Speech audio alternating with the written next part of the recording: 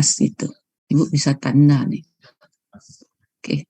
Hari ini kita akan lanjutkan kuliah kita tentang pengolahan ya. Jadi ini sudah masuk CP2, macam-macam pengolahannya. Waktu pengkonversian juga termasuk CP2. Terus kita akan lanjutkan tentang pengolahan susu dan turunannya serta daging ya. Jadi secara ringkas saja. Ini mahasiswa kita ini sebenarnya berapa orang sih? Ibu lihat tiap minggu cuma 20-an orang. Ya, waktu ujian kemarin lumayan banyak ya. Sebenarnya Ibu udah lapor ke prodi, ke jurusan mahasiswanya itu cuma satu kelas, bukan 2 kelas gitu ya.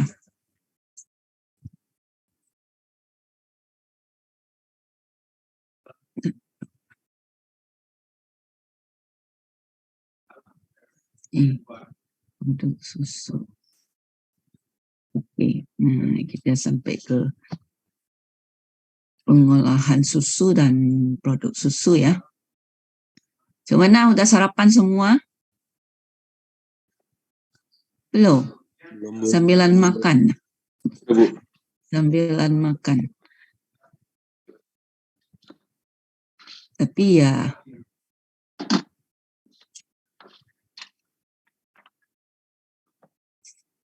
oke, kita lihat pengolahan susu dan produk susu ya. Ini biasanya kawan sarapan nih.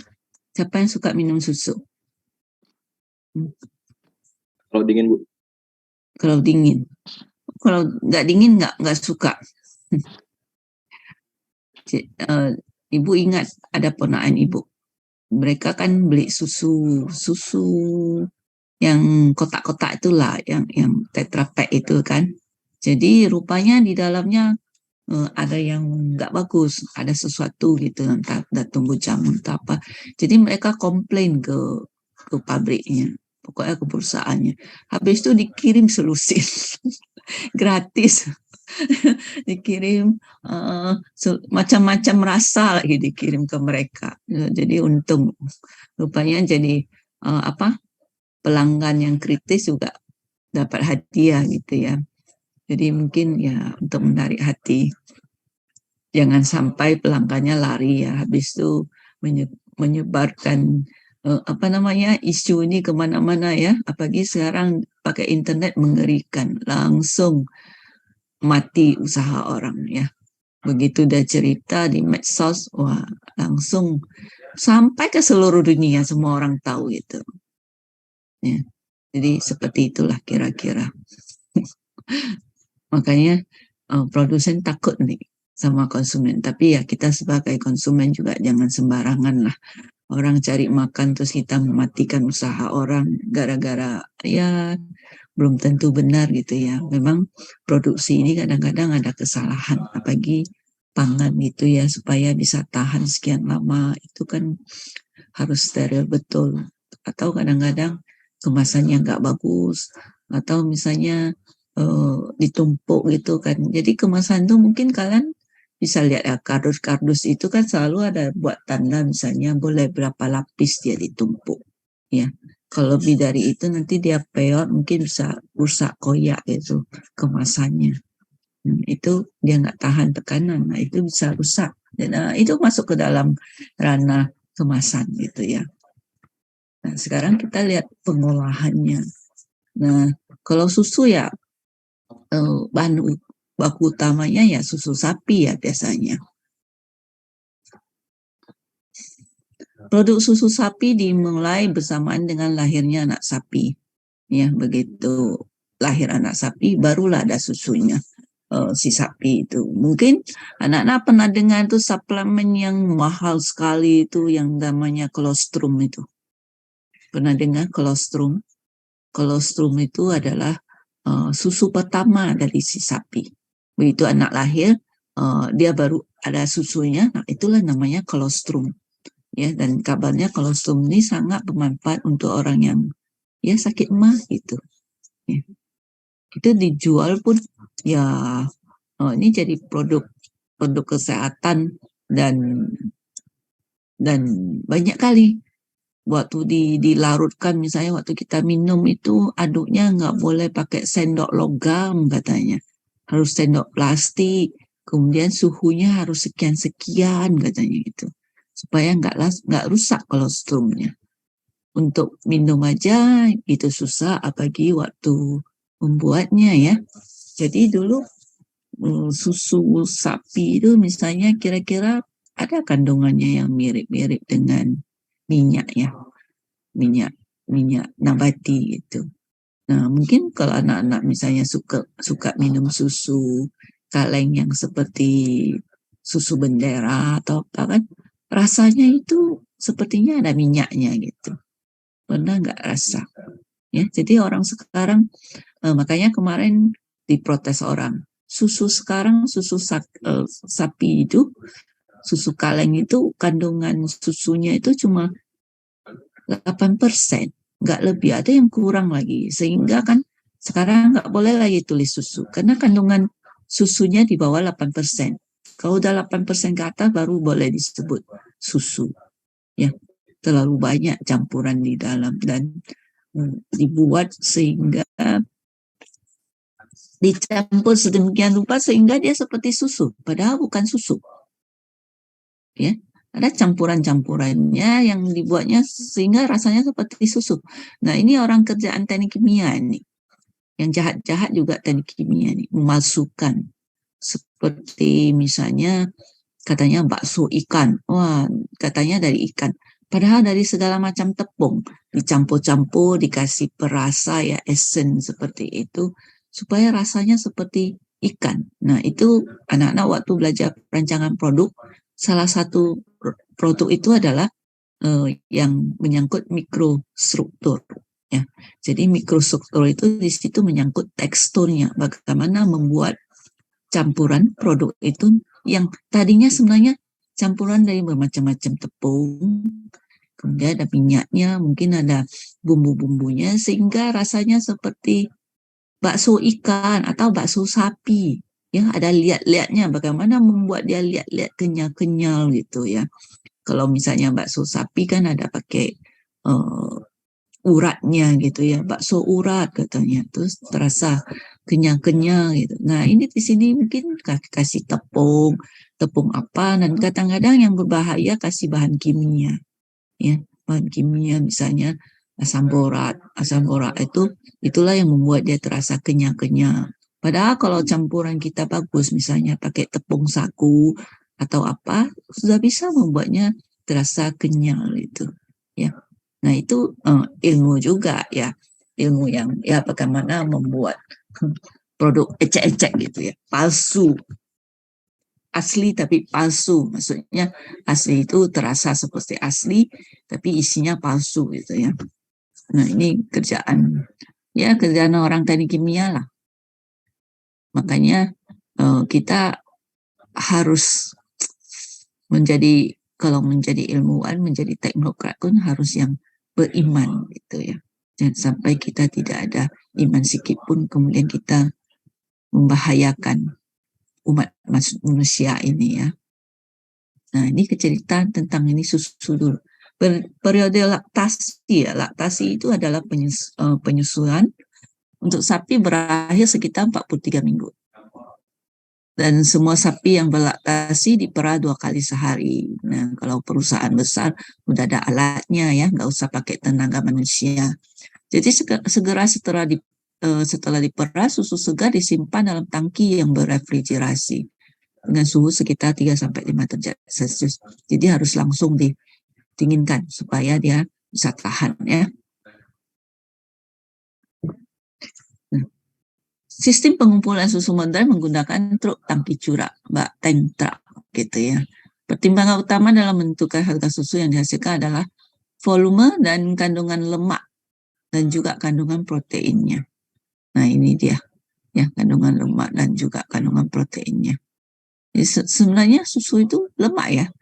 Makanya sekarang banyak itu susu yang tadi Ibu sebutkan, susu kaleng itu isinya dikasih minyak sawit gitu. atau minyak apa gitu. Lama-lama kan terasa dia bau waktu kita minum tuh diseduh sama air panas tuh keluar bau tengiknya gitu. Ya. Nah, selain air, susu sapi mengandung gula susu disebut laktosa sekitar 5%, protein susu 3,2%, lemak susu ini dan mineral. Ya.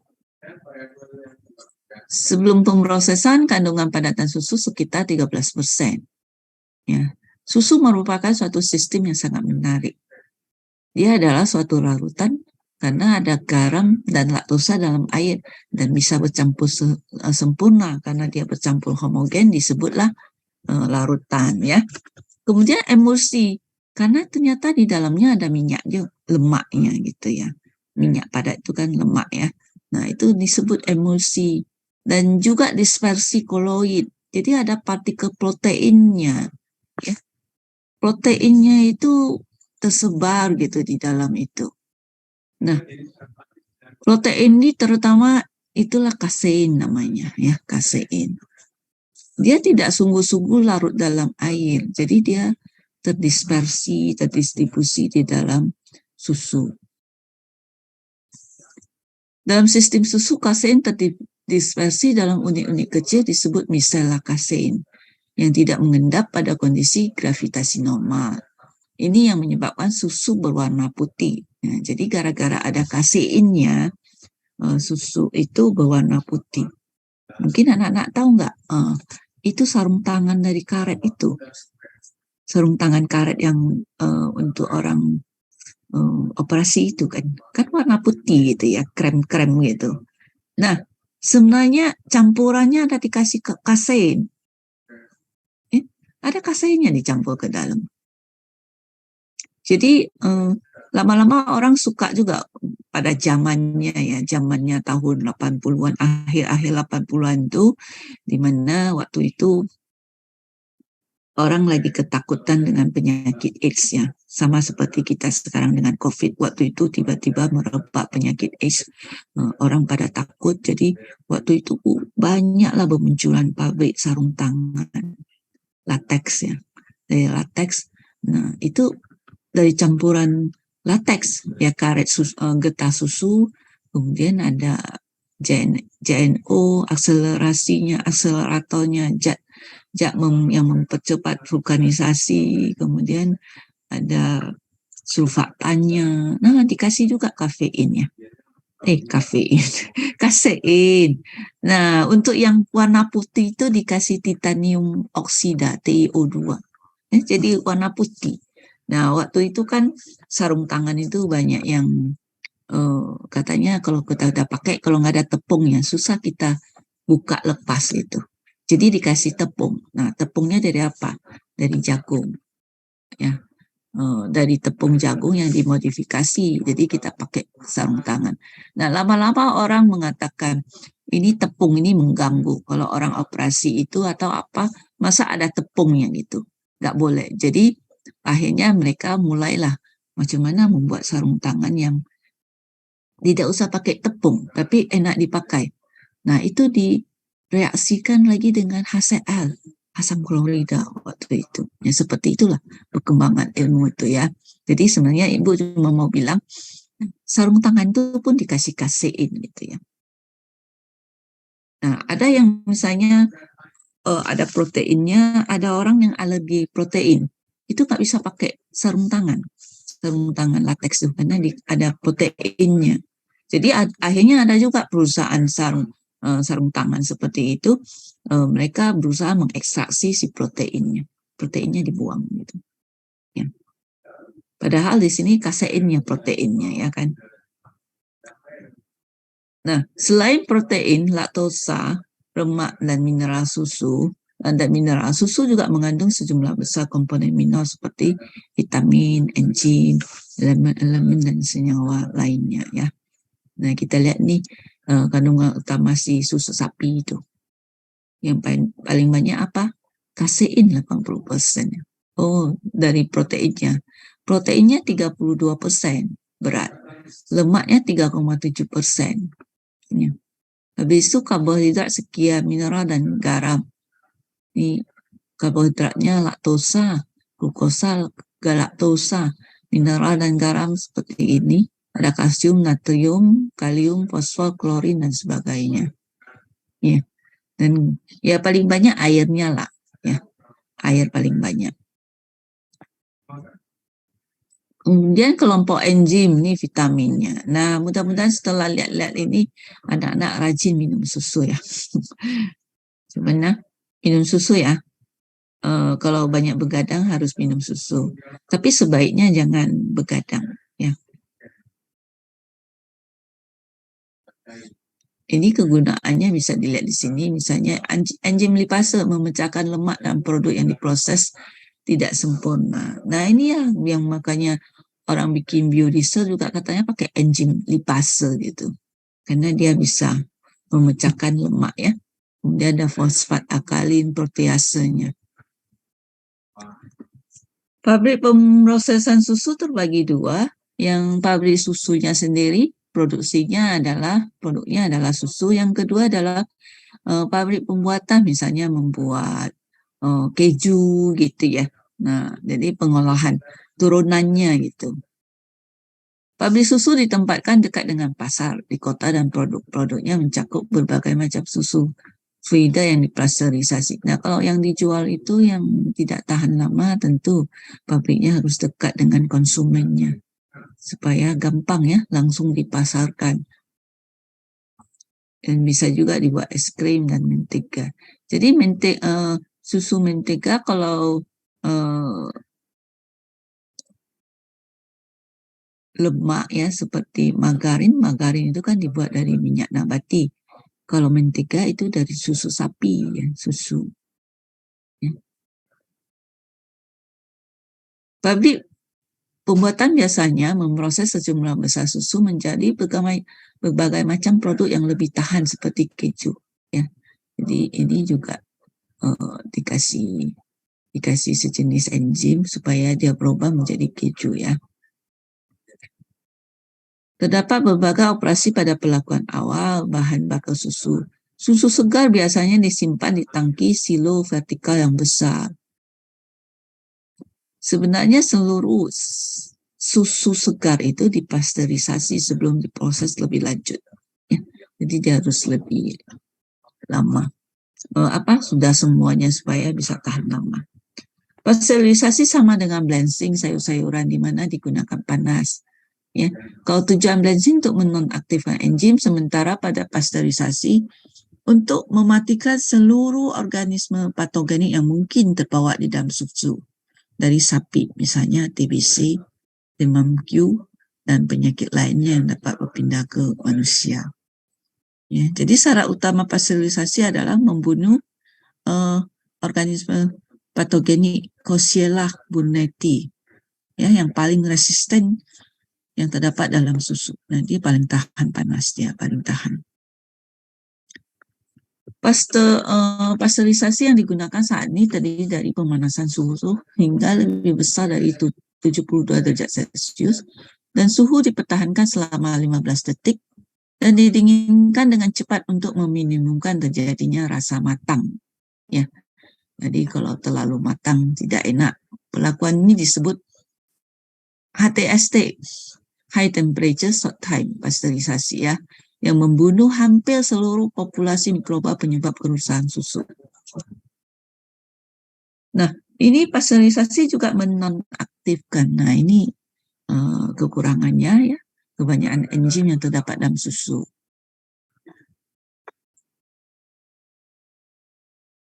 Nah, nanti tapi bisa juga ada yang bermanfaat gitu, misalnya ya, mematikan enzim yang menonaktifkan enzim yang bisa membuat susunya terasa tengik gitu ya, karena lemaknya akibat kerja enzim atau rasa pahit akibat pemecahan protein. Sebagai indikator pengujian terhadap perlakuan pasteurisasi apakah sudah memadai atau tidak adalah kerusakan enzim fosfatase. Jadi di dalam susu itu kan ada enzim fosfatase. Kalau kita ingin mengetahui, menguji pasteurisasi yang kita lakukan itu sudah cukup atau belum, maka kita uji enzim fosfatasenya. Ya, jadi kalau enzim ini sudah rusak, berarti pasteurisasinya sudah cukup gitu. Peralatan HTST adalah suatu alat penukar panas yang terdiri dari plat-plat baja tahan karat yang ditahan oleh suatu bingkai. Jadi ini jenis HE plat ya. Udah pernah belajar? Udah pernah lihat belum? Heat exchanger yang jenis plate. Ini kalau udah KP kan, kalau udah KP ke pabrik boleh lihat di pabriknya. Sekarang banyak juga pabrik minyak goreng yang seperti di Pamen ya, Pacific Medan Industry itu, mereka juga sudah menggunakan yang jenis plate and frame ya, plate heat exchanger. Nah, mungkin nanti Ibu tunjukkan bentuknya macam mana untuk pengetahuan anak-anak. Jadi nanti kalau misalnya udah di KP, udah lihat alatnya, tidak kampungan gitu. Oh ini tahu katanya. Ya. Alat berjalan plate and frame ya.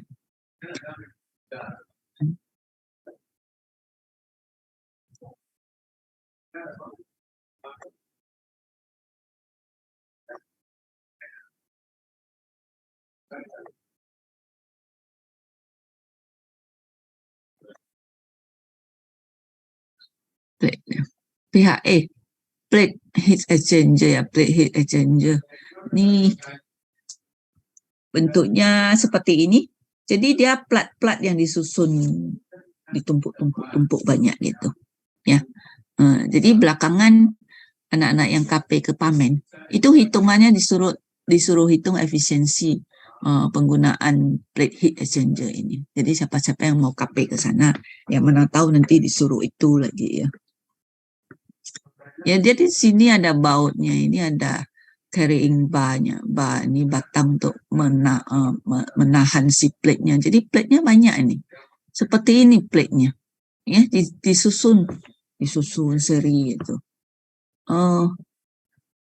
Ini di dalamnya itu, kita pernah lihat papan cuci? Pernah nggak lihat papan cuci itu? Zaman tempo dahulu gitu. Zaman sekarang kan nggak ada lagi. Ya, zaman sekarang nggak ada. Tapi kalau anak-anak pernah lihat, dia kan satu papan, kemudian permukaannya bergelombang. Nah, dia dulu zaman dahulu kala kita cuci bajunya di atas papan nih, papan cuci supaya lebih bersih katanya. Jadi kita gosok di atas, dia kena dengan permukaannya yang itu bisa lebih bersih katanya. Jadi bentuknya ini macam-macam gelombangnya di dalam ini. Ya, ada yang seperti ini bentuknya macam-macam. Kemudian anak-anak mungkin bisa lihat di sini. Ini ada yang warna gelap nih, garis hitam, ya, hitam tebal nih. Nah ini adalah gasketnya. Apa namanya seperti bendungan kecil gitu. Dia terbuat dari karet atau polimer ya.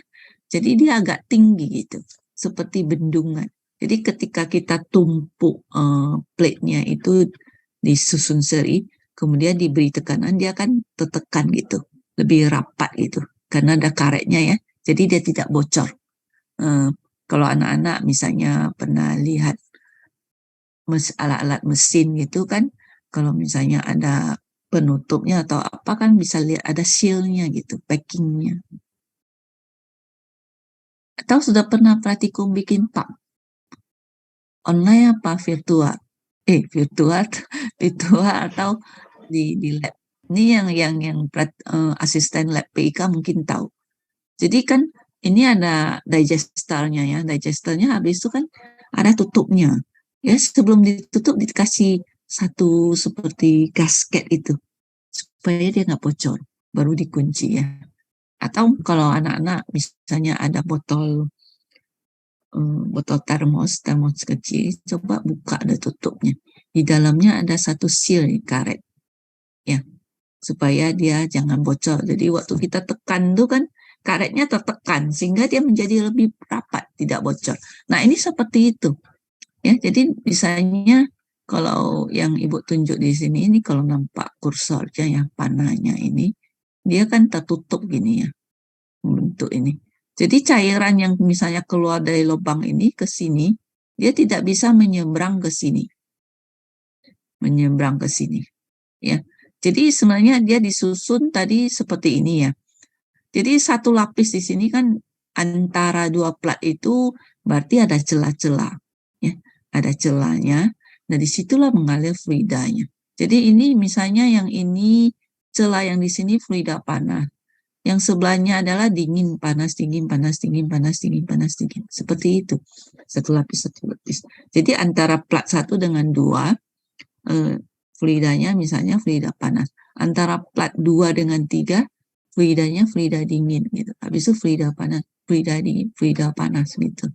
Nah, kelebihan alat HI seperti ini adalah kalau misalnya kita nggak mau lagi ini terlalu banyak, kita bisa buka, keluarkan satu berapa biji. Dan untuk pencucian perawatannya gampang, ya perawatannya gampang bisa. Dan karena dia satu-satu plat seperti ini ya, kita bisa mengatur misalnya di dalam ini mengalir 3 jenis fluida. 3 jenis ya, hebat kan? Fluida lain bisa dimasukkan lagi ke dalam. Kalau HE yang biasa yang cell and tube itu nggak bisa.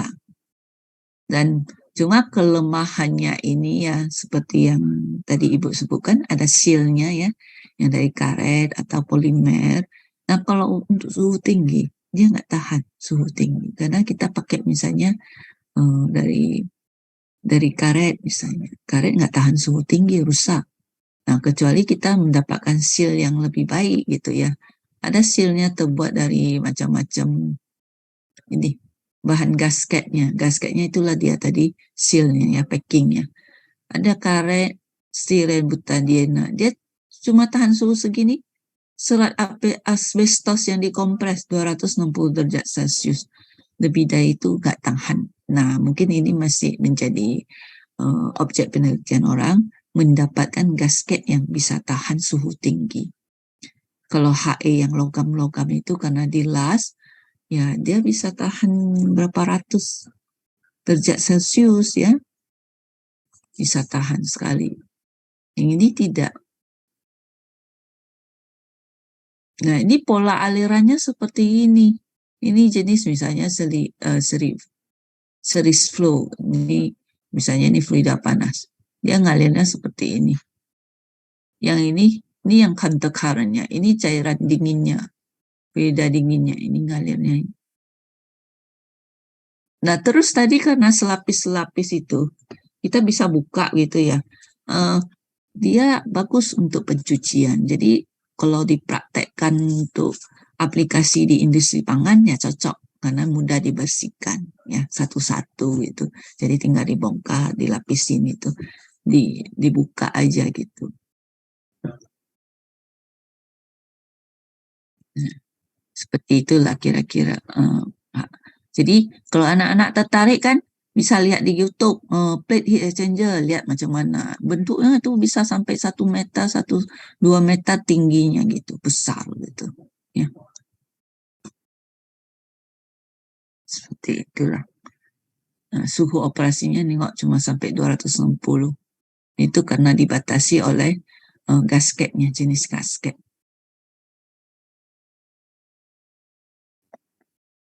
Oke. Nah, seperti itulah kira-kira. Jadi bimbingan Ibu yang KP di Pamen dulu, nah itulah tugasnya disuruh hitung yang plate heat exchanger ini. Hitung efisiensinya. Kemudian yang di mana tuh di Unilever yang Simon-K itu mereka juga ada plate heat exchanger seperti ini. Cuma waktu itu yang KP di sana itu tugasnya bukan itu, cuma apa namanya mentornya minta coba pelajari ini, di luar itu dikasih tugas lagi ya, seperti itulah kira-kira.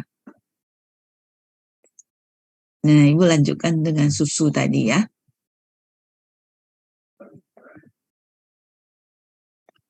Nah, itu tadi yang Ibu ceritakan tentang plate PHE, plate heat exchanger ya. Kebanyakan susu yang dipasteurisasi untuk tujuan menghasilkan produk susu Frida akan diolah lebih lanjut, yaitu dipisahkan atau diseragamkan. Kedua operasi ini berhubungan dengan lemak susu. Ya, karena isu katanya gara-gara banyak makan lemak itu susu banyak mengandung lemak, kita jadi gendut. Sehingga sekarang kan ada susu full cream, ada susu skim ya. Nah, disitulah di centrifuge sehingga terpisah lah dia gitu ya. Jadi lemak yang berlebih itu dipisahkan dengan pemisah sentrifugal, diputar dengan sekencang-kencangnya sehingga terpisahlah si lemak itu dari lain-lainnya ya. Atau misalnya ini diseragamkan karena tetesan lemak di dalam susu kira-kira berdiameter 4 mikron atau lebih, dan karena minyak lebih ringan dari fasa air, maka tetesan besar ini mengapung jika susu dibiarkan tanpa gangguan dan membentuk lapisan krim yang tebal. Kalau memang mau dipisahkan misalnya menjadi susu krim dan full krim dan susu skim, maka lapisan yang atas ini dipisahkan gitu. Tapi kalau misalnya kita mau mencegah creaming, produk susu kita itu tetap seragam, maka susu itu dipompa melalui suatu katup khusus pada tekanan tinggi dengan nozzle yang sangat halus ya. Nozzle-nya lubang-lubang kecil sehingga ketika disemburkan itu tetesan lemaknya menjadi sangat kecil tetesannya sehingga dia bisa menyebar merata di dalam susu ya dan tidak terbentuk creaming. Dibuat saking halusnya gitu. Dia tidak karena dia ringan, dia tidak bisa tenggelam. Jadi dia tersuspensi di dalam susu tadi.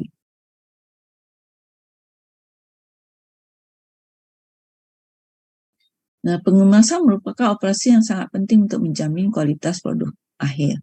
Biasanya digunakan karton tebal atau botol plastik yang tidak tembus cahaya ya. Susu Frida yang dikemas dengan baik dapat tahan hingga 3 minggu di dalam refrigerator ya. 3 minggu dia tahan. Oke. Habis. Habis ya. Coba Ibu lihat dulu. Susu.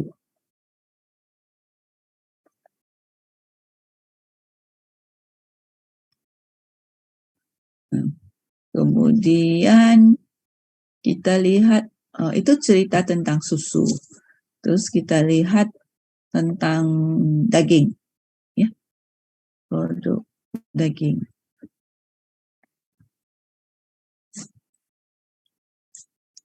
Sepertinya minggu lalu sudah ya tentang produk daging.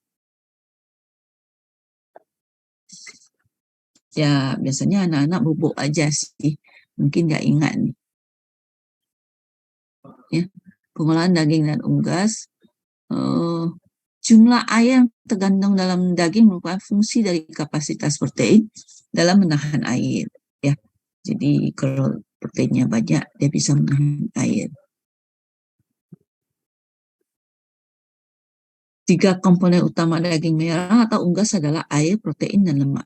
Perbandingannya tergantung pada jenis hewan, umur, status gizi, dan posisi daging pada kerangka.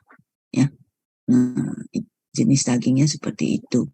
Kadang-kadang orang kan, mau masak bistik, harus daging khas katanya, daging khas dalam. Yang nggak lihat, mau buat rendang, harus daging paha katanya. Macam-macam lah ya orang membuatnya. Nah, jadi di sini zaman sekarang orang itu jahat gitu ya. Kadang-kadang peternak itu jahat atau pedagangnya yang jahat. Itu sapi itu sebelum dipotong atau dikasih air, kasih minum banyak kali gitu. Sehingga dia badannya itu proteinnya penuh dengan air. Jadi gendut berat. Ya. Nah, itu. Jadi pedagang mengambil untung dari tambah beratnya si sapi itu, dagingnya ya. Ayam juga ada. Ya, jadi hari itu waktu Ibu ke belanja gitu ya. Jadi yang jual daging juga ayam itu dia praktekkan. Terus dia cerita, kami nggak berbuat seperti itu katanya. Nggak ada kami isi air ke dalam ayam yang sudah disembeli. Terus dia praktekkan itu ya. Dia ambil selang, isi air ke dalam ayam itu. Nah, seperti ini nanti coba lihat katanya dipegangnya tinggi-tinggi terus dia lihat airnya netes. Kami punya enggak katanya. Ayam kami nggak isi air seperti ini. Terus dia ambil ayam yang sudah dibeli, praktekkan, memang nggak ada airnya keluar. Ya, jadi diisi air kan jadi lebih berat, jadi lebih mahal. Mereka ambil untung dari situ. Nah, pedagang-pedagang seperti itu ya tidak baik ya. Apa namanya? Tidak beriman, tidak beragama, tidak bertuhan.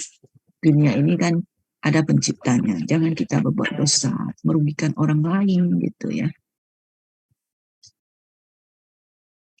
Kandungan mineral daging tanpa tulang sangat rendah. Jadi daging yang tanpa tulang itu ya kandungan mineralnya kurang. Yang ada kan cuma proteinnya aja ya, namanya daging. Nah, kalau karbohidrat utama hewan itu ada juga karbohidratnya yang disebut glikogen ya.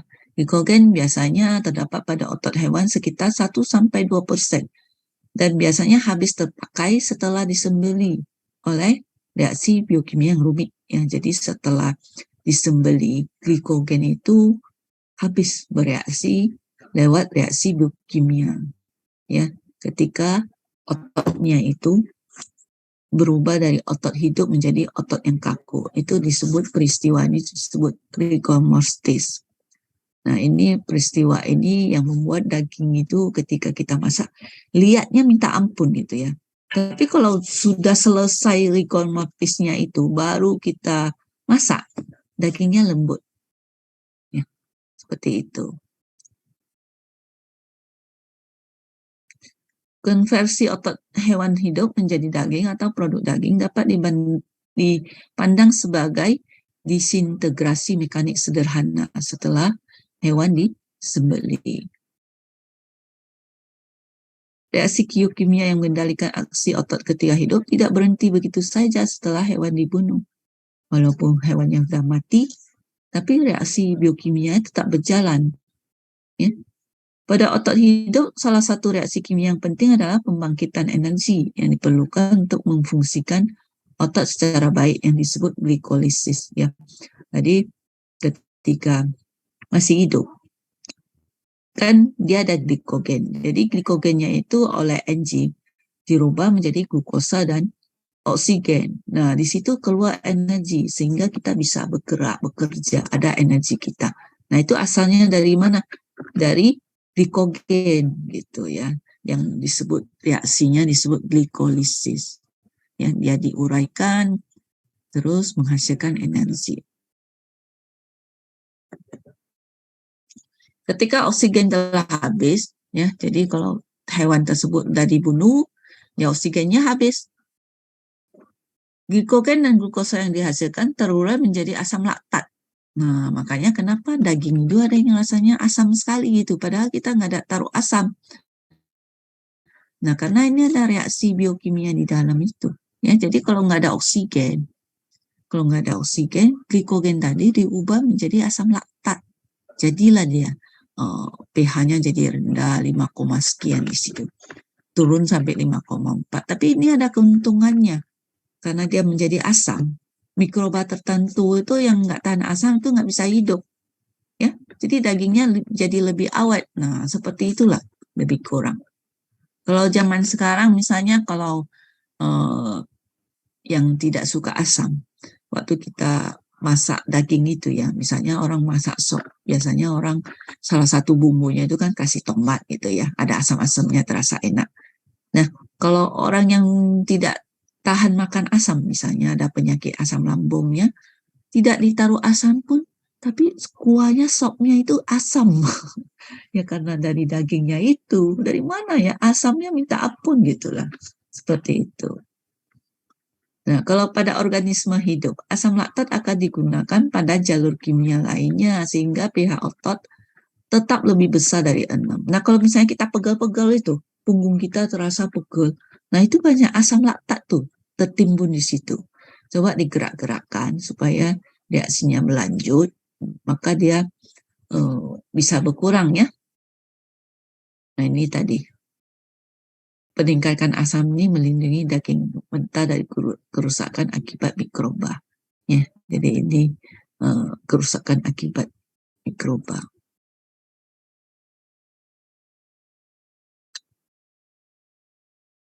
Nah, jadi terjadilah perubahan ini ya. Nah, otak tersebut dikatakan mengalami keadaan rigor mortis. Jadi peristiwa dari otot hidup sampai menjadi otot yang kaku itu disebut rigor mortis. Jadi di situ banyak terjadi perubahan gitu ya. Salah satu efek rigor mortis yang penting adalah pengerasan serat otot. Nah, itu yang tadi Ibu sebutkan ya. Waktu daging dimasak atau dibekukan selama rigor mortis, kualitas makan produk akhir akan buruk. Nah, itu sampai 3 jam kita memasak rendang itu nggak empuk-empuk. Karena mengerasnya serat itu. Ya. Jadi kita harus pakai presto lah gitu. Biar suhu tinggi, tekanan tinggi, barulah empuk. Ya. Pernah Kak beli daging import itu ya? Itu masak rendang itu 3 jam lebih dia baru empuk. Nah, setelah rigor mortis berakhir, ya, beberapa jam untuk ayam. Kalau untuk ayam beberapa jam udah selesai, orang kecil aja dia ya. Tapi kalau hewan besar itu bisa beberapa hari proses rigor mortisnya. Jadi setelah beberapa hari selesai rigor mortis, baru dagingnya lembut kembali gitu, ya. Nah, ini akibat beberapa kerja dari beberapa jenis enzim proteolitik ya. Tanpa adanya pengendalian mekanisme biokimia dari organisme hidup, enzim endogenus akan mendegradasi struktur serat otot. Ya, jadi kalaupun misalnya tanpa mikroba pun si daging itu bisa rusak karena masih ada enzimnya yang bekerja ya. Ini disebut aging peristiwa ini. Jadi kalau orang belajar polimer ada istilah aging. Nah, daging ini pun ada aging. Kalau polimer aging itu artinya polimernya rusak gara-gara termakan usia pemakaian setelah sekian lama ya atau misalnya seperti barangan plastik kita lama-lama jadi retak gitu. Itu mengalami aging ya, putus ikatan-ikatannya. Nah, waktu aging sangat bergantung pada temperatur. Dari sudut pandang ekonomi, ciri penting langkah aging adalah perlindungan terhadap kehilangan air.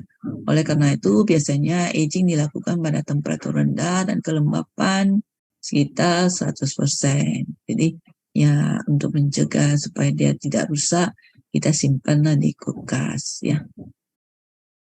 Ini ada yang disebut curing.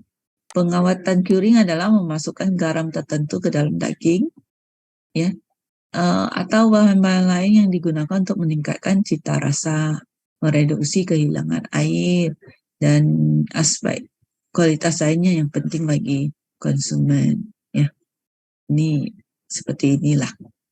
Di dalam industri, garam ditambahkan sebagai suatu larutan pickle namanya. Daging direndam dalam pickle yang terdapat di dalam suatu alat namanya curing vat. Ini seperti reaktor gitu ya. Nah, ciri-ciri warna merah jambu pada daging yang sudah di-curing berasal dari natrium nitrit. Nah, jadi kalau misalnya dagingnya warna merah jambu, itu bisa jadi dikasih pengawet natrium nitrit. Ya, seperti itulah. Ya, jadi ini kita lihat pigmen warnanya itu mioglobin dikasih natrium nitrit, ya, ada zat periduksinya terbentuk nitrit oksida mioglobin. Ini warna warna merah terang tidak stabil. Kemudian kalau akibat ada panas dia terbentuk nitrosohema. Nitrosohema apa namanya? Nitrosohemokrom ya, berwarna merah jambu yang stabil. Nah, itu ada nitritnya. Itu yang makanya orang takut katanya. Kalau tengok daging dari diawetkan warna merah jambu, dan ngeri, berarti ada natrium nitritnya gitu. Ya. Jadi mioglobin di sini adalah pigmen berfungsi untuk mengikat oksigen yang diperlukan untuk berbagai reaksi kimia. ada dua keadaan. Jika ada oksigen, mioglobin akan dioksigenasi menjadi oksimioglobin dan otot akan berwarna merah terang. Jadi kalau ada oksigennya, dia bereaksi membentuk otot yang berwarna merah terang.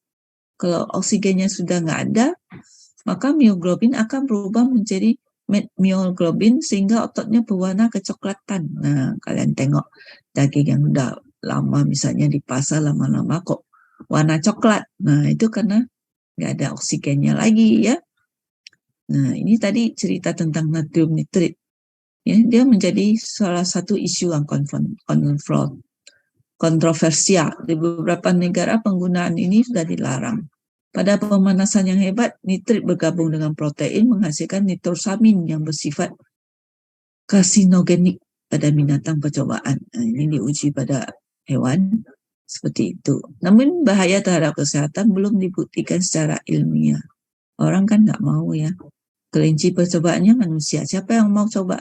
Nggak usah lah katanya, ya kan? Jadi itu pada hewan ya ternyata berbahaya gitu ya. Nah, terus tapi kata-kata orang-orang, misalnya orang pangan misalnya, lebih berbahaya lagi asap-asap yang dihasilkan oleh kendaraan kita. Ya, di luar misalnya polusi udara, itu lebih berbahaya daripada yang nitrosamin ini katanya. Ya, nggak tahu lah kita. Yang penting jagalah kesehatan, jangan berlebih-lebihan makan, dan hindari lingkungan yang tidak sehat. Ya, lingkungan tidak sehat. Jadi kalau ada kawan kalian suka merokok, keroyok dia, jangan merokok lagi gitu. Kasih dia permen, ya, kasih permen. Tapi permen yang bagus, jangan sampai dia kena diabetes pula. Katanya gara-gara banyak makan permen, kena diabetes. Ya. Pemrosesan produk daging itu termasuklah menggiling atau mencincang, mencampur ya formulasi, dikasih bumbu yang macam-macam supaya terasa enak gitu. Kemudian ada juga mengisi adonan ke dalam kemasan alami. Ini yang jadi sosis gitu ya. Jadi sosis. Atau buatan misalnya. Ini kemasan yang alami itu adalah misalnya contohnya adalah usus yang sudah dicuci bersih. Atau buatannya itu misalnya terbuat dari selulosa atau film plastik yang boleh dimakan ya. Dan dimasak dalam air panas atau di ruang asap. Seperti sosis itu kan kemasannya itu dari buatan sintetik ya, tapi boleh makan, jadi diisi ke dalam. Kemasannya ikut dimakan gitu.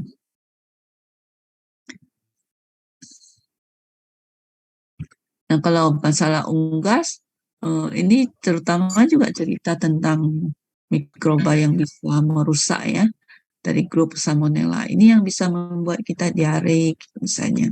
Kalau ayamnya tidak dimasak dengan cukup matang, ada mikrobanya, ya kita bisa diare. Sama susu juga gitu ya, susu kan ada juga. Cuma mikroba yang tumbuh di susu itu, bakterinya itu dia menghasilkan suatu racun yang disebut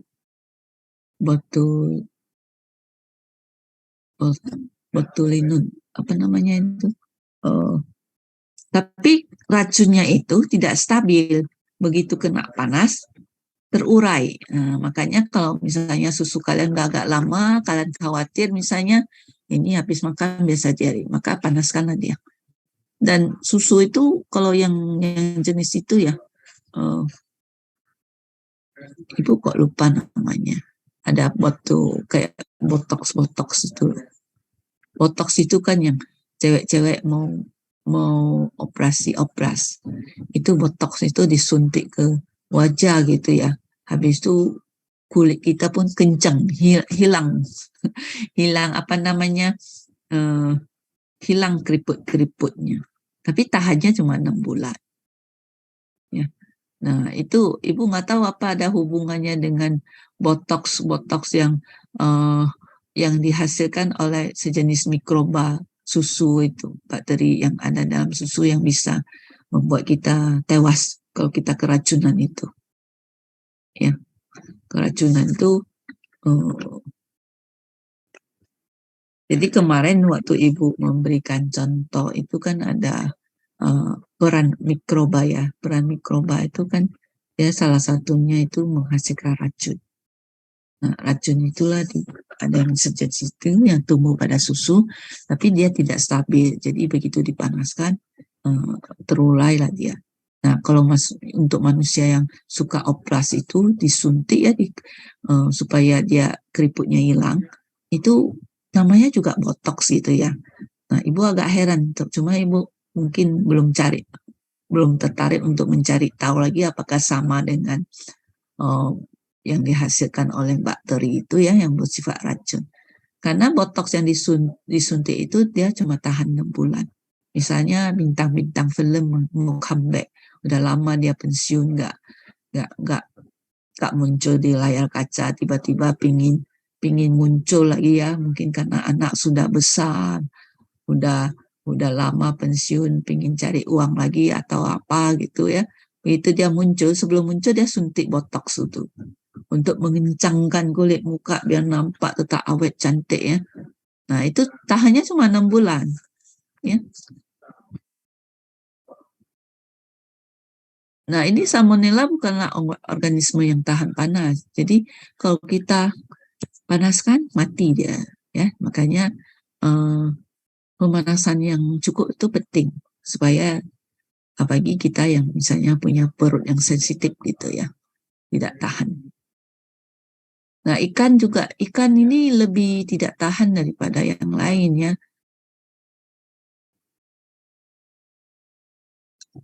Kalau untuk ikan, dia organisme yang tahan terhadap suhu dingin. Ya. Reaksi kerusakan kimia disebabkan oleh enzim yang terdapat pada jaringan atau pencernaan ikan. Mungkin juga disebabkan kecenderungan lemak ikan tak jenuh yang sangat tinggi, mengalami oksidasi cepat, dan glikogen yang habis di dalam otot akibat melawan penangkapan. Ya, jadi dia cepat, ikan itu cepat rusak. Ikan juga sama seperti hewan darat, mereka mempunyai glikogen juga. Tapi ketika kita tangkap dia misalnya, dia melawan, itu glikogennya habis terpakai. Gitu. Ya. Ini contoh-contoh yang bisa dijadikan proses pemrosesan ikan itu ya, yang untuk awet tuh. Misalnya ya rata-rata inilah dikalengkan atau konsentrat protein ikan. Ini telur ikan nih namanya. Ini orang yang suka makan nih. Pasta ikan orang Jepang kamaboko katanya. Kita paling makaler, dencis, makaler yang itu yang dikalengkan, gitu ya. Ikan paus, ikan gurita, hiu.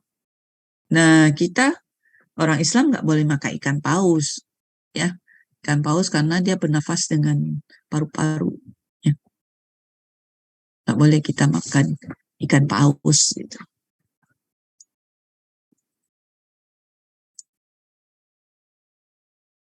Oke, Ibu tunjukkan sebentar ya.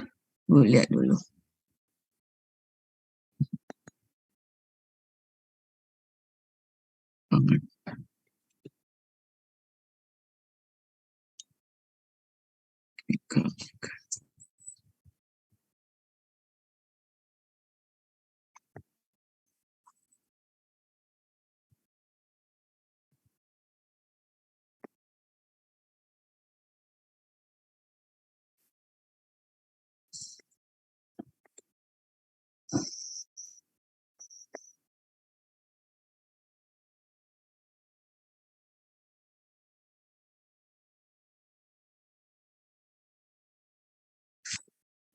Nah, ini Ibu mau tunjukkan yang berhubungan dengan pemrosesan pangan ya.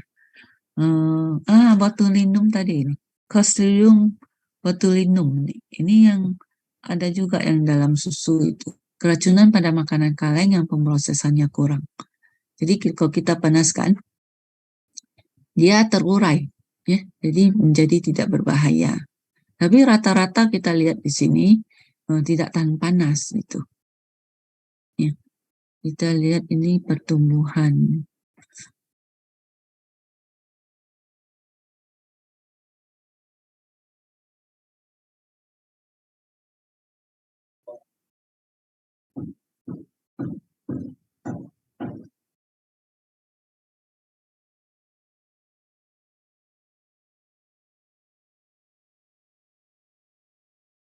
Ya, kita lihat di sini. Hanya sedikit mikroorganisme yang mempengaruhi kesehatan manusia. Mikroorganisme yang menyebabkan penyakit itu disebut mikroorganisme patogenik. Mereka dijumpai pada bahan baku makanan dan makanan yang telah diproses. Terdapat dua jenis penyakit pangan, food poisoning yang berbeda, yaitu food intoxication dan food infection. Ya. Clostridium botulinum menghasilkan racun yang sangat kuat. Dengan dosis yang sedikit saja dapat menjadi fatal. Jadi kalau termakan kita, masuk ke tubuh kita dalam beberapa jam, kita kembali ke Sukabumi. Gitu. Atau pergi ke Balikpapan, itulah. Ya. Nah, Staphylococcus aureus menghasilkan racun yang tidak terlalu berbahaya, tetapi tahan terhadap pemanasan. Ya. Jadi kita lihat dulu, pada umumnya kasus food intoxication ini dicirikan oleh waktu serangan yang singkat, biasanya sekitar 2-8 jam setelah makan. Ya. Setelah 2 atau sampai 8 jam sekitar itu udah terasa efeknya. Dampaknya langsung sakit perut, mungkin cirit-birit, muntah, atas bawah keluar, seperti itulah keracunan ya. Food infection disebabkan oleh sejumlah besar makanan yang mengandung organisme penyebab penyakit. Jadi kita bedakan yang food intoxication ini racun langsung nampak efeknya. Kalau infeksi ini dia harus masuk ke dalam tubuh dulu ya. Terjadi 24 jam atau lebih setelah makan pangan yang terkontaminasi. Karena dia berkembang biak dulu. Udah cukup banyak, baru dia menyerang kita. Sehingga tubuh kita nggak tahan. Ya. Penyebab food infection ini adalah organisme dari famili Enterobacteriaceae, terutama genus Salmonella. Ya. Nah ini prosesnya lebih lambat. Nah, nggak sampai mati kita. Kalau masih sempat tertolong gitu ya. Seperti itulah kira-kira. Kita lihat nih misalnya bakteri merupakan sistem biologi yang paling efisien untuk memproduksi pangan. Produksi biomasa dan berbagai sistem biologi misalnya. Bakteri ragi itu 20-120 menit dia sudah bisa berganda menjadi lebih banyak ya. Kalau jamur agar 2-6 jam, tumbuh-tumbuhan 1-2 minggu, ayam berapa? 2-4 minggu bertelur. Gitu ya. Ternak lembu 4-10 minggu gitu ya. Seperti itulah kira-kira. Ya. Ini dulu materi Ibu mikroorganisme dalam pangan Ibu memberikan materi ini. Habis itu Ibu rombak, Ibu ganti dengan yang Ibu berikan kepada anak-anak materi yang sebelumnya. Mikroorganisme yang berkaitan dengan pangan. Cuma mungkin lebih luas, tapi tidak lebih sedetail ini. Jadi Ibu rombak dulu. Tapi mungkin besok-besok Ibu gabung nanti. Ya. Seperti itu. Nah, itu tentang proses pengolahan. Ada pertanyaan? Kalau nggak ada, kita akan masuk ke cerita tentang pengawetan dan Ibu ingin kalian belajar hitung. Bagaimana menghitung waktu yang diperlukan untuk sterilisasi. Oh, Molisa udah cantik. Yuk kita foto-foto dulu.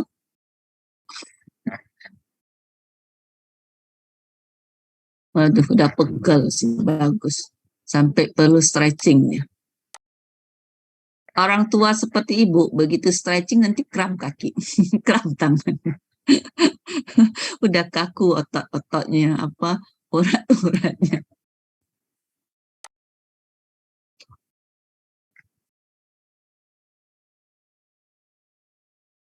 Oke, senyum dulu yang manis. 1, 2, 3. Bagus.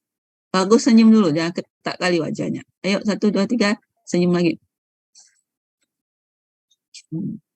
Sekali lagi. Ada hari ini agak banyak yang hadir.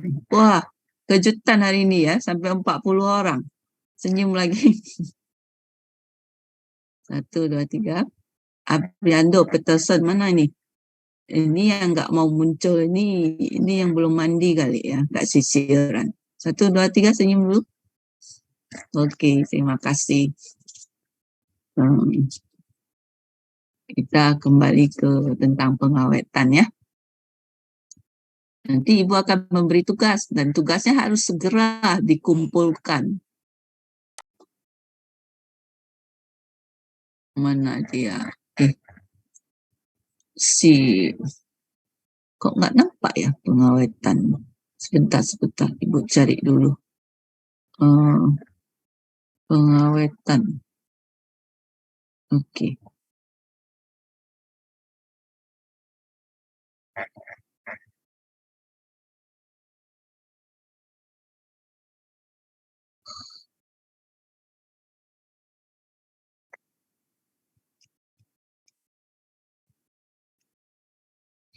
Kalau tidak ada perhitungannya, itu bukan mata kuliah teknik, ya. Jadi kemarin ketika asesor IAB datang, dia lihat dulu, apa ini katanya? Ada penghitungan. Oh, berarti masuk ke dalam kelompok teknik teknologi, ya. Dan lihat dulu pengawetan pangan ya. Prinsip pengawetan itu, prinsip dasarnya adalah menghambat pertumbuhan dan aktivitas dari mikroorganisme. Ya, jadi prinsipnya harus ingat.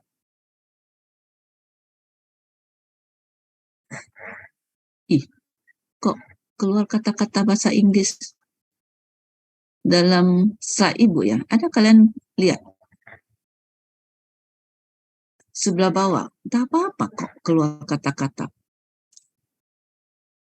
Ya, jadi prinsip dasarnya pengawetan pangan terutama mencakup proses menghambat pertumbuhan. Ya, mikroba itu makhluk hidup. Jadi kalau kita tidak mau mengawetkan supaya dia tidak rusak, maka kita kasih ini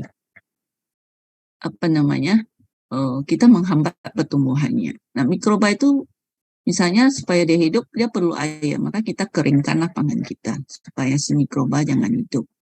Dan juga misalnya akibat aktivitas enzim endogenus. Kalau begitu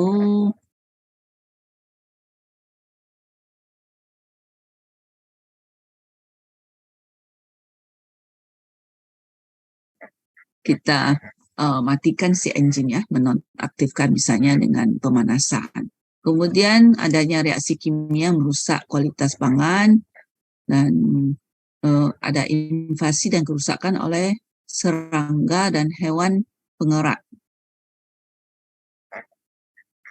Ya, nah ini kita mencegah jangan sampai ada serangga dan hewan pengeratnya. Ya, misalnya dengan kondisi gudang yang bersih seperti itu.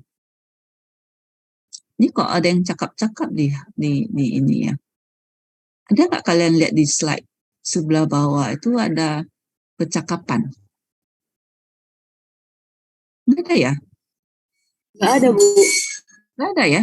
Ibu punya ya katanya we did not, come on, we did not katanya. Coba Ibu tutup dulu, ini muncul dari mana ini?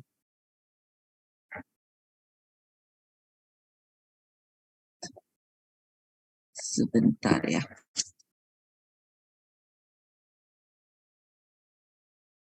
Aneh. Di layar Ibu muncul entah siapa-siapa bercakap-cakap di situ lagi chatting gitu. Padahal WA Ibu, WhatsApp-nya nggak ada. Slideshow listen.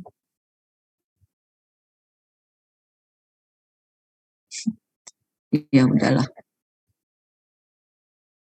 terserah lah dia entah cakap-cakap apa di situ.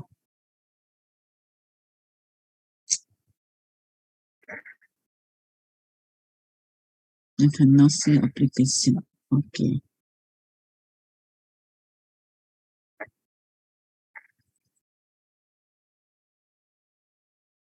Share screen ya.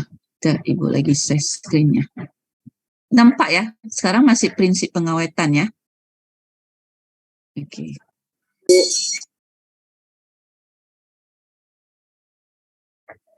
Nah, kerusakan pangan juga dapat disebabkan selama penanganan mekanik, pemrosesan, pengemasan, penyimpanan, dan transportasi. Jadi ini gara-gara diangkut atau dikemas, dia bisa rusak juga. Nah, ini semua harus diperhatikan. Metode pengawetannya macam mana? Tadi prinsipnya ada 4, ini metodenya. Yang pertama, mencegah akses mikroorganisme ke dalam pangan dengan asepsis dan pengemasan. Jadi kita mencegah dia jangan sampai mikrobanya masuk ya ke dalam itu. Kemudian pemisahan fisik mikroorganisme dari pangan dengan filtrasi dan sentrifugasi. Kita pisahkan. Yang ketiga, mencegah pertumbuhan dan aktivitas mikroorganisme dengan menggunakan bahan pengawet. Suhu rendah, pengendalian atmosfer dalam kemasan dan penyimpanan pangan, dan mengurangi aktivitas air gitu ya, dengan pengeringan atau penguapan. Yang keempat, membunuh mikroorganisme dengan suhu tinggi dan radiasi. Yang kelima, menonaktifkan enzim endogenus dengan pemanasan sedang. Yang keenam, menghambat reaksi kimia dengan bahan kimia tambahan ya. Yang ketujuh, fermentasi dengan pangan untuk menghasilkan produk dengan yang lebih stabil dan tahan ya. Misalnya dijadikan apa? Sehingga dia lebih tahan. Kalau orang Korea misalnya yang ibu cerita dijadikan kimchi gitu ya. Fermentasi supaya tahan. Bikin kecap, tojo gitu ya.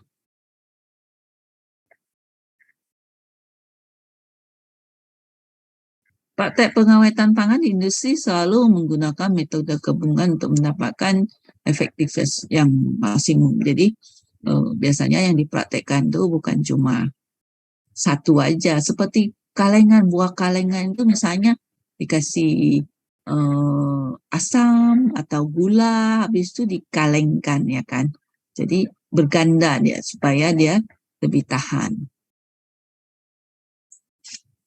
Penggunaan suhu tinggi ini yang paling banyak aplikasinya, ya, seperti memasak, frying, goreng, baking, panggang, ya.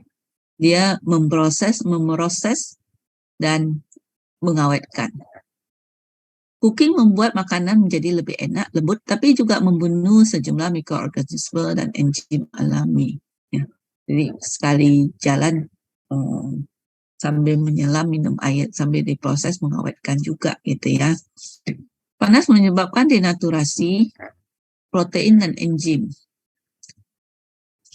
Jenis perlakuan panas tergantung pada jenis mikroba yang akan dibunuh. Ya. Nah, faktor yang bisa mempengaruhi ketahanan panas mikroorganisme itu adalah hubungan suhu dengan waktu ya. Waktu yang diperlukan untuk membunuh sel atau spora pada kondisi tertentu. Nah, jadi kalau misalnya suhunya lebih tinggi, maka kita cuma perlu waktu yang lebih singkat. Tapi kalau suhunya rendah, perlu waktu yang lebih lama untuk membunuh si mikroba. Dan yang kedua adalah konsentrasi awal spora atau sel. Kalau banyak dia tadinya mula-mula banyak sekali, maka kita perlu pemrosesan yang lebih lama ya. Sejarah sebelumnya dari sel vegetatif atau spora. Jadi kondisi awal di mana sel tumbuh dan spora dihasilkan, dan perlakuan berturutan di mana sel dan spora dipaparkan. Ya, jadi kita harus tahu sejarah dari si mikroba dulu, sporanya maupun sel vegetatifnya. Jadi dulunya dia sudah diperlakukan dengan apa? Kalau dulunya sudah sering dia menghadapi suhu tinggi, pasti dia lebih tahan ya. Sama seperti kita, misalnya kita sudah terbiasa hidup susah, ya, sudah terbiasa hidup miskin, tiba-tiba misalnya pernah menjadi kaya sebentar, habis itu miskin balik karena sudah terbiasa dulunya miskin ya.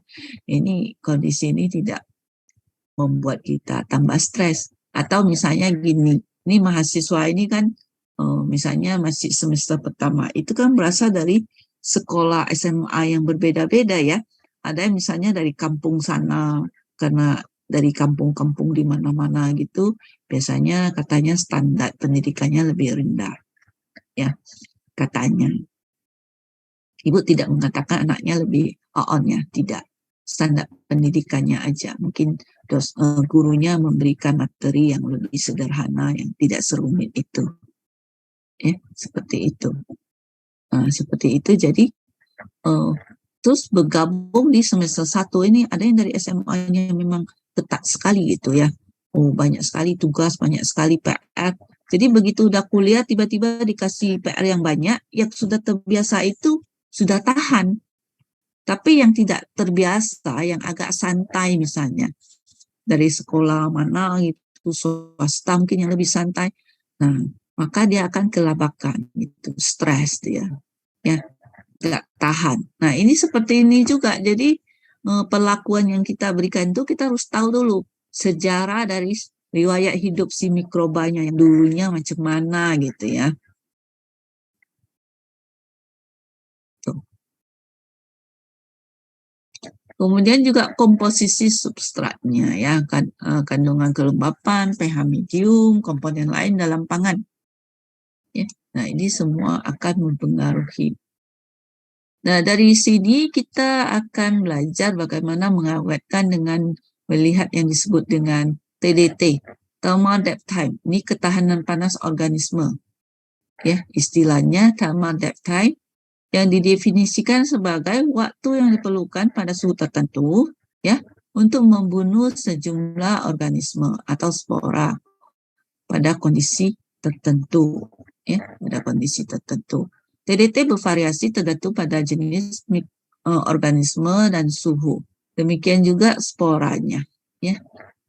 Nah, kita lihat thermal depth time sel bakteri Gonococcus sekian. Kalau suhu 50, dia bisa tahan 2 sampai 3 menit. Lewat dari itu mati dia, ya. Ini seperti ini. Ada berapa? Tengok dulu. TDT itu apa? Waktu yang diperlukan pada suhu tertentu untuk membunuh sejumlah mikroorganisme pada kondisi tertentu. Nah, berarti ini untuk membunuh si Salmonella typhosa, kita perlu waktu 4 menit pada suhu 60 derajat Celcius. Ya.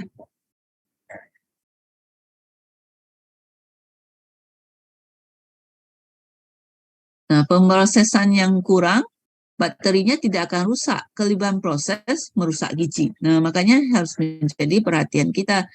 Kita bisa aja misalnya pas panasan aja lama-lama mati semua bakteri. Tapi kualitas pangan tuh jadi jelek gitu ya. Misalnya ada vitamin-vitaminnya jadi rusak gitu. Nah, parameter proses thermal yang cocok dapat diestimasi berdasarkan pengetahuan ketahanan mikroorganisme, gitu ya. Laju pembunuhan bakteri oleh panas dapat dianggap kinetika order 1, ya. Kinetika order 1 seperti ini reaksinya, sama seperti belajar kinetika reaksi kimia ya. Order 1 Dn per dt sama minus Kn. N-nya jumlah mikroorganisme aktif pada waktu T. K konstanta kecepatannya. T waktu ya. Kalau diintegrasi seperti ini persis sama ya. Cuma kalau di teknik reaksi kimia kita N ini adalah Ca-nya. Ya, konsentrasi. Nah, N ini N jumlahnya jumlah mikroorganisme aktif pada waktu T. Disebut sterility level ya. Ini ada yang mengganggu ibu ini yang dari tadi percakapan ini. Nah, seringkali kita gunakan decimal reduction time, D yaitu waktu dalam menit, ya, satuannya menit, di mana jumlah MO yang hidup berkurang 1/10-nya. Jadi tadinya dia ada 10 bakterinya, misalnya 10 ekor bakteri, tinggal 1. Waktu yang dibutuhkan berapa lama? 2 menit. Nah, itulah yang disebut dengan decimal reduction time atau D singkatannya, ya, D. Pengaruh suhu terhadap K dapat dinyatakan dalam persamaan Arrhenius. Sama dengan teknik reaksi kimia, pakai Arrhenius juga hubungan energi aktivasinya itu dengan K. Ya. Nah, kalau untuk sel sayur-sayuran dan spora, kita lihat nilainya sekitar 210 sampai 418 kilojoule per gram mol. Ya. Nah, untuk makanan yang dikalengkan, Clostridium botulinum adalah mikroorganisme utama yang harus dikurangi. Telah ditentukan bahwa proses pemanasan minimum harus mengurangi jumlah spora dengan faktor 10 pangkat minus 12. Ya, jadi menjadi 10 pangkat 12-nya. Yang tadinya misalnya ada 1 triliun, triliun tuh 12 nol ya. Yang tadinya ada 1 triliun jumlah selnya, mikrobanya, menjadi 1 saja. Itulah yang disebut dengan ya waktu yang diperlukan standarnya ya. Jadi itu yang disebut dengan thermal time 12D. Ya. Jadi dari 10 1 triliun jadi 1 ekor. Bakterinya disebut ekor itu apa sih? Buah. Ekor lah ya. Walaupun bakteri nggak ada ekornya ya.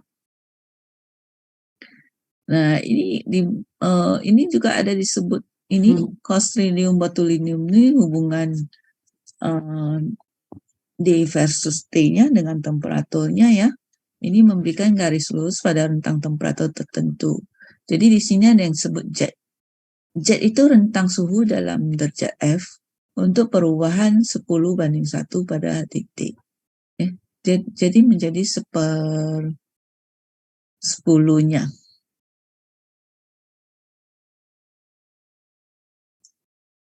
Ya.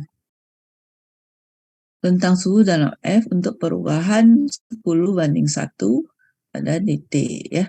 Untuk Clostridium botulinum Z-nya adalah 18 derajat F.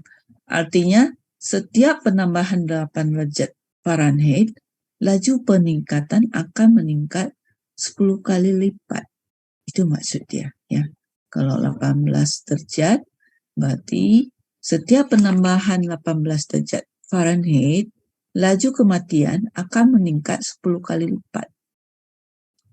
T1 biasanya diambil 250 derajat F. Ya. Suhu standar terhadap mana proses termal ini dibandingkan. F0, yang disebut F0 itu adalah waktu dalam menit pada 250 derajat F yang akan memberikan derajat sterilisasi seperti proses pada T. Ya.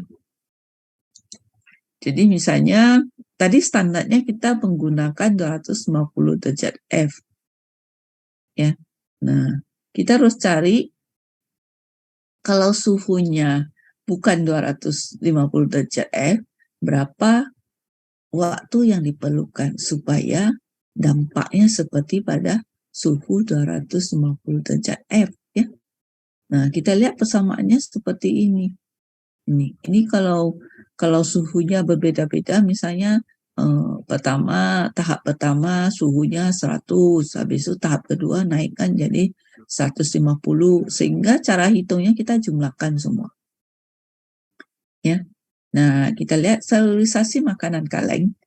Kaleng makanan tertentu dipanaskan di dalam reaktor ini, reaktor biokimianya untuk sterilisasi. F0 untuk Clostridium botulinum dalam jenis makanan ini adalah 2,5 menit dan Z-nya 18. Temperatur pada pusat kaleng biasanya kan kalau perpindahan panas yang bukan microwave ya, yang konvensional, maka panas akan berpindah dari suhu yang tinggi ke suhu yang rendah melewati dari luar masuk ke dalam. Sehingga kalau ada kaleng yang mau kita panaskan, maka bagian tengahnya yang paling dingin ya. Jadi untuk mengukur, kita harus ukur sebelah dalamnya untuk mengujinya. Jangan sebelah luar.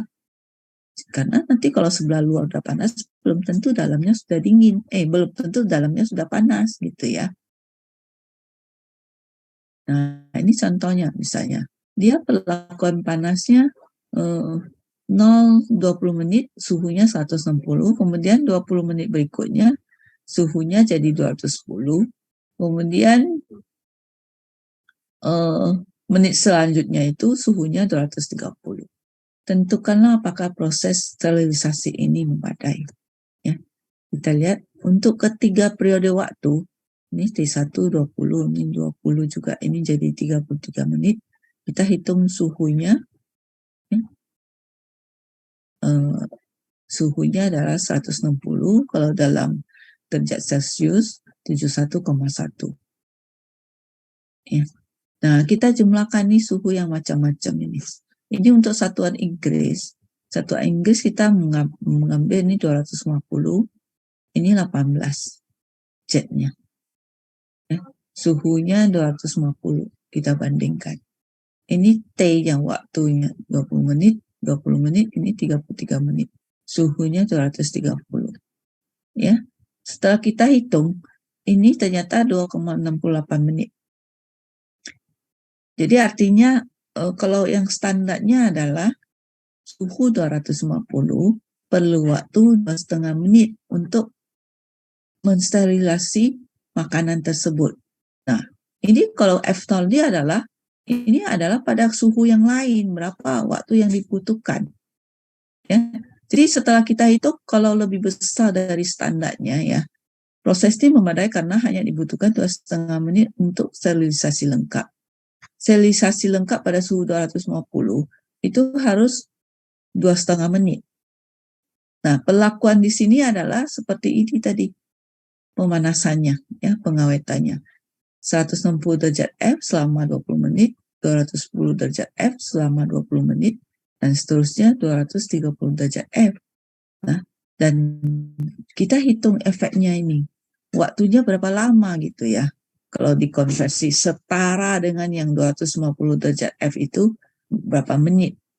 Ternyata ini setara dengan 250 derajat F itu adalah selama 2,68 menit. Berarti perlakuan ini sudah memadai. Tapi kalau lebih kecil dari 2,5 menit, artinya belum memadai. Jadi efektivitasnya belum tercapai. Itu ya. Sampai di sini paham? Nah, karena waktu kita udah mau habis, Ibu sampai di sini saja. Dan Ibu tidak jadi minta anak-anak latihan, tapi minggu depan.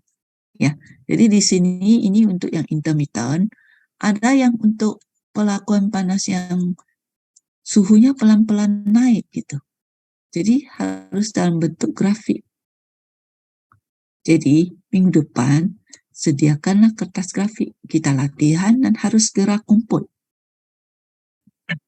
Jadi pelajari bagaimana menghitung seperti ini. Ini integrasi secara grafik. Jadi kita hitung luas di bawah kurva. Ya, luas di bawah kurva. Nah, luas di bawah kurva inilah mewakili nanti berapa luasnya sama dengan F0. Ya. Nah, ini nanti baca sendiri. Kemudian ada pasteurisasi. Pasteurisasi itu suhunya lebih rendah. Kita lihat berapa suhunya tuh, 150. Tadi sterilisasi adalah suhunya 250 atau 121 derajat Celcius. Ya. Sampai di sini saja, Ibu. Ada pertanyaan? Silakan. Izin bertanya, Bu. Nah, siapa? Silakan. Itu kan ada makanan laut yang kayak udang kan, udang mentah setelah dibersihkan, diberikan lemon aja bisa dimakan. Apakah itu aman, Bu? Kemudian dan tidak ada pengaruh suhu ketika di udang itu udah dibersihkan, kemudian diberi lemon, habis itu bisa dimakan. nggak ada pengaruh suhu di situ.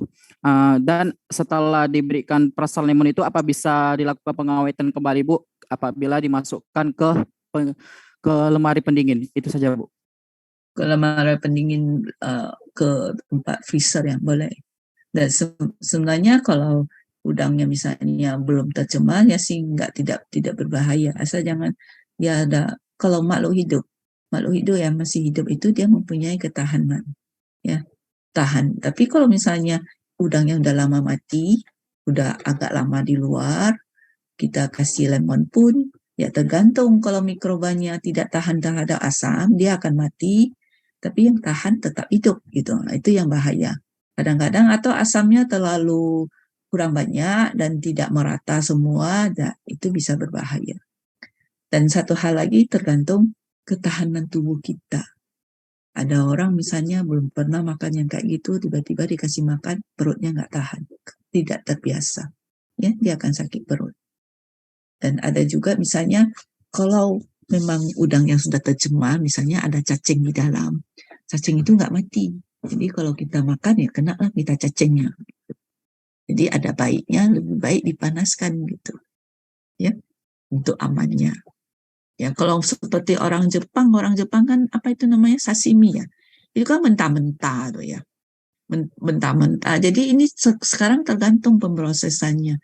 Misalnya mereka begitu tangkap ikannya kan di laut dalam itu biasanya ikan tuna itu yang mereka jadikan misalnya sashimi itu ikannya yang kualitasnya sangat baik. Terus dia masuk ke es kan begitu tertangkap kan masuk ke es itu di kapalnya gitu ya. Jadi dia waktu potong-potong itu memang masih segar, dia langsung simpan itu. Jangan kelamaan. Cuma kata orang itulah, orang Jepang bisa kena itu, cacingan gitu ya. Ada yang misalnya bisa sampai ke otak yang rusak. Nah itu kalau dia sudah tercemar. Tapi kalau masih hidup, nggak ada apa-apanya ya aman gitu. Nggak apa-apa. Dan ya itu tadi, tergantung tubuh kita juga. Tapi nasihat ibu lebih baiklah dipanaskan ya, jangan makan mentah. Apalagi kita tidak terbiasa.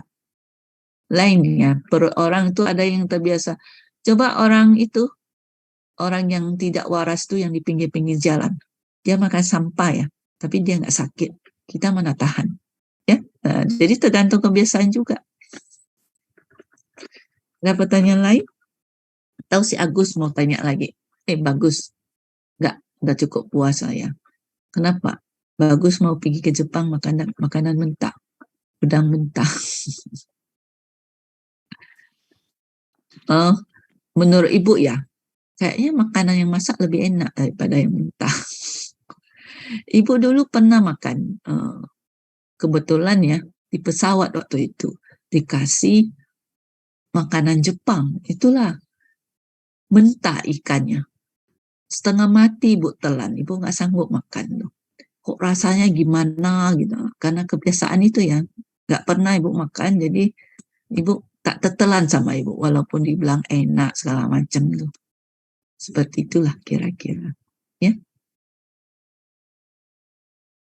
Oke, ada pertanyaan? Kalau nggak ada, hari ini sampai di sini saja. Kita jumpa minggu depan. Minggu depan anak-anak kalau misalnya kita offline ya, misalnya nanti ibu umumkan lah, kita offline atau online, harus bawa kertas grafik. Kita coba menghitung dulu, ya. Oke. Kalau tidak ada lagi, ibu pamit ya. Assalamualaikum. Ibu harus keluar dulu, soalnya ada yang mengganggu nih. Entah siapa yang bercakap-cakap di situ. Oke. Bu, terima kasih, Bu. Oke, sampai jumpa minggu depan. Assalamualaikum. Waalaikumsalam warahmatullahi wabarakatuh. Assalamualaikum. Oke.